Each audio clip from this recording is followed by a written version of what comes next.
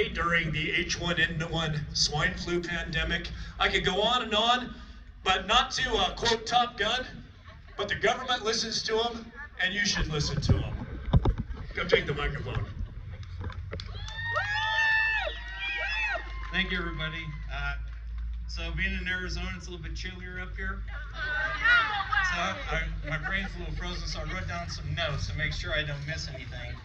But I appreciate you guys having me up here. I've been talking to Shane for a little bit, and some of the things that we're experiencing in Arizona, you guys need.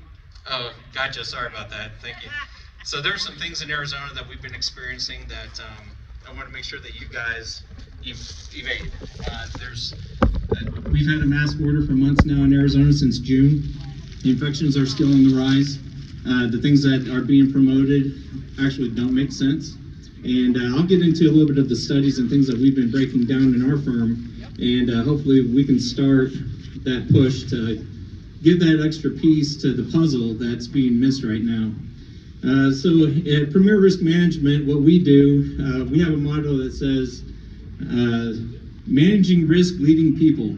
So when we're managing risk, what we're looking at is we're going into various work environments and we're quantifying what the exposures are.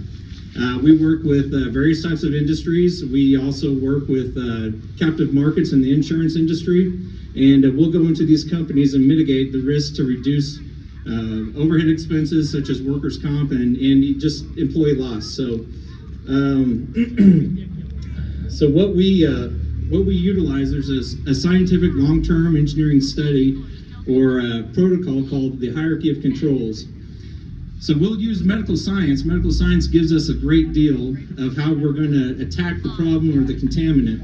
But the hierarchy of controls, this is a special system that is tried and true for decades. Various industries use it. We use it for our work. And what that means is we look at the different strategies and prioritization of how we're going to implement strategies to reduce exposure. First thing we try to do is eliminate the exposure. That's not always possible, but in the sense of COVID-19, what we do is we try to keep people at home if they're sick. That's a good elimination protocol. Then we try to substitute the hazard. And in this situation, there isn't a substitution, but one experience I've had is, for example, if you have a degreaser with carcinogens, you can use a fruit acid-based degreaser that will reduce that carcinogen exposure. Then we go into what's called engineering controls. And the engineering controls for this pandemic, one of the great ones in a building is called the HVAC system. And what that does is that mitigates your air. I've been on several webinars of colleagues of mine around the world who have been doing air sampling in contaminated areas with sick patients. And they're having a difficult time finding contagion in the air because the HVAC systems are so efficient, especially in the medical facilities.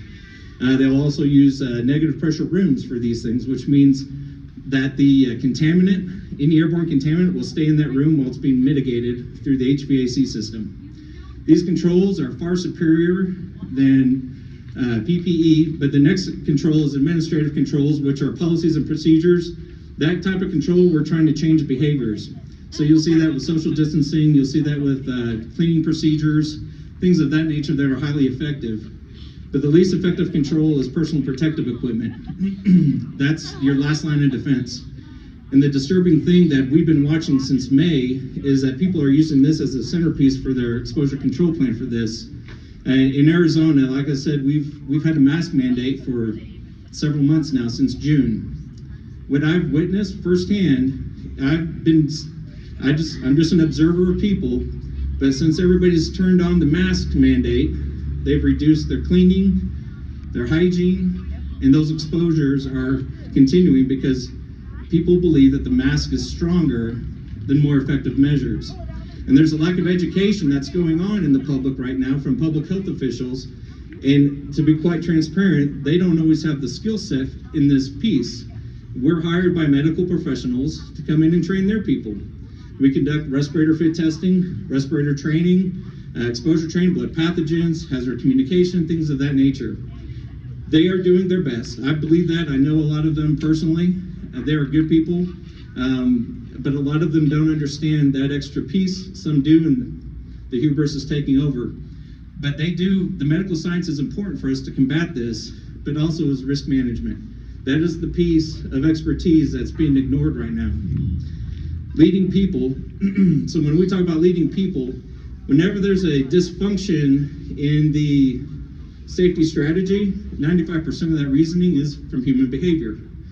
So when we get back into proper training, proper protocols, adults that have had training are still 95% of the problem. You're putting PPE on children.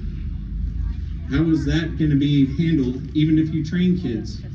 But they're not being trained. And now we're leaving children to a higher exposure. One of the things that I brought with me, so when we talk about masks, some of the studies that are being used right now, we're actually dissecting those. So the studies are contaminated with other controls being used. They'll reference it, but they don't acknowledge it in the studies. So the same time they're doing a mask mandate, they're also enhancing their cleaning procedures. They're enhancing their HVAC system. They're also I've mentioned the negative pressure rooms, but with the masks, there is a downside to them. And that's not being discussed. And for my long-term study up until May of this year, improper mask use was a contributing factor to high bacterial pneumonia during the 1918 Spanish flu. There's also a randomized controlled trial in the Vietnamese industry where moisture was a contributing factor to retaining the virus or virus material and infecting nurses. I brought this with me.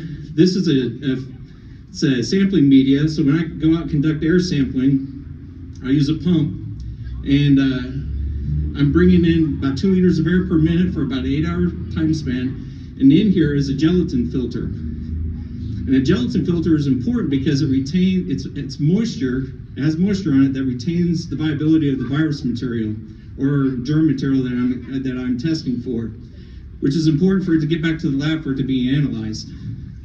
So imagine wearing a mask all day.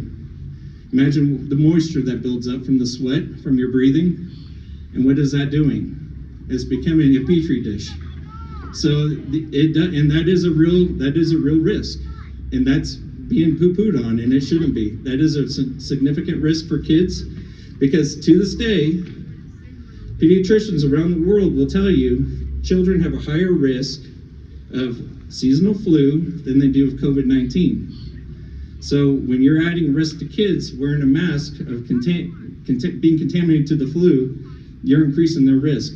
And that leads me to a point where when we're analyzing risk, you can't be tunnel vision. If you get too focused on one thing, you might be creating another risk. There's always a domino effect for every decision you make. And it's important to have an open mind and be able to analyze that properly and account for those things. So with your city council, I'm not an adversarial component to this. What I want to do is be an educator. I want to assist and help you and them come together and really develop a plan, a strategy, because you can't do nothing. You have to do something. This is a real threat. This is a possibility. There are crowds. There are types of people that do have legitimate exposure issues to this. But there is a methodology of doing it to be surgical about it. You don't have to have a plan that fits all. And what we've designed in our firm is a COVID response plan. It's a macro plan, and that's what I would recommend to them. Have a response plan from a macro perspective, encourage businesses to implement this, customize it to the business that makes sense for their operation, and make sure that you're not enhancing exposures. I hope that this can help move that forward, that you guys don't fall into the same trap that we have in Arizona, because I saw firsthand clients had people wearing masks outside doing construction in 115-degree weather. I had clients that had people that were passing out on the job site. I have a client that lost his ability to smell.